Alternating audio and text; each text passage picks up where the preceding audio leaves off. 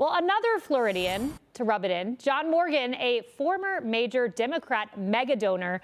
John, thanks for being here. You're a Democrat that often makes a lot of sense. I heard some comments you made yesterday about Governor Gavin Newsom. And one of the problems you believe that he has to deal with is the wokeness that he has brought to the state of California. You also mentioned his record, and I want to pull that up. This was in the New York Times. Brett Stevens wrote this. His record: least affordable state in the nation, highest income tax, nearly 1 in 200 Californians homeless, tied for the highest supplemental poverty rate. A Californian leaves his state every minute in 44 seconds. John Morgan, can he overcome this record, or is he dead in the water?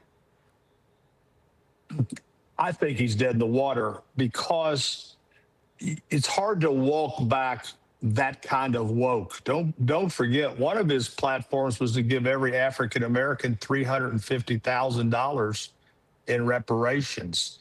He was the big proponent of transgender swimmers.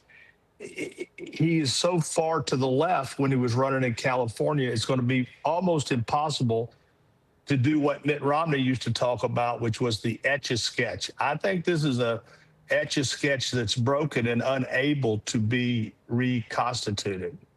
John, when you look at the Real Clear Politics polling for the Democratic Party, what's interesting is at the very top, you see Kamala Harris there at 30.5%, above Gavin Newsom by 9 points. I know this is early, but the reason I bring this up to you, do you think Kamala Harris runs? Because I think someone like Kamala looks at a poll like that and says, no way I'm sitting out. Give me round two. Right, because she doesn't understand it's all about name ID and not about her. When she ran for president, she got less than 8% in California in the primaries. Kamala is dead. She just doesn't know that. Nobody's told her that. And that whole list of people you just put up there would be a dream for the Republican Party, with the one exception of Shapiro. He is a possibility. The people that they should have there that would be the greatest danger to the Republican Party would be Andy Beshear from Kentucky, a Democrat who won twice or 3 times in a red state, my home state of Kentucky, or a Rahm Emanuel, who is the straightest talking guy in the Democratic Party, or even Pritzker. But the Democrats are always hell-bent on nominating someone who has the least chance of winning and not the best chance. So I believe she'll do it because she's got nowhere else to go. She got beat worse than anybody ever other than McGovern, and she doesn't understand. We want her to go away forever. Yeah, well, maybe she'll realize that, maybe she won't. It's interesting, all those folks you named who are more reasonably minded Democrats, they're all polling under 5%. And I told the team, pull anyone over 5%. They were underneath that. I'm curious, AOC, do you see a future for her, or do you think this world tour of hers was so bad that she's out of here? There's a future for her because, look, the Democratic Party is 2 parties. It's socialist and Bill Clinton Democrats. Like me, I'm a Bill Clinton Democrat. I'm the opposite of a socialist. But here's what's going on.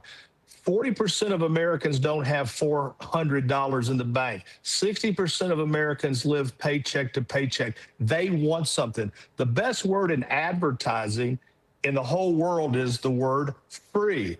Buy one, get one free. She's selling free. Sometimes I buy stuff in the grocery store that says buy one, get one free. I buy it, and I didn't even want it, but I bought it because it was free. And yeah. Or supposedly, I think what they do is they mark it up higher and you're basically paying twice. But she's selling that clip from her will be used over and over and over again. It looks like in that clip to me that she went to the Kamala word salad school for the Trump deranged, because at some point, if you don't know where Taiwan is, I used to tell people about Benghazi. I said, if you ask 100 Americans where Benghazi is, maybe 5 know. You should know where Taiwan is. I can understand Benghazi, but when you don't know the answer to something, remember in law school when people would be called on and they just start giving this la, la, la, and everybody's looking at them like, what are you talking about? You just have to say, I'm not sure. And we would respect that other than what she did. She gave a clip forever and ever. That clip will be used forever and ever and ever, titled word salad. The Kamala word salad school for the Trump deranged. I'm going to remember that. That is very well said. You like that? I do. I like that a lot. I like that a lot. John Morgan, All right. thanks so much for bringing some common sense. And I hope the Democrats don't start listening to you. Thank you very much. Hey, Sean Hannity here. Hey, click here to subscribe to Fox News YouTube page and catch our hottest interviews and most compelling analysis. You will not get it anywhere else.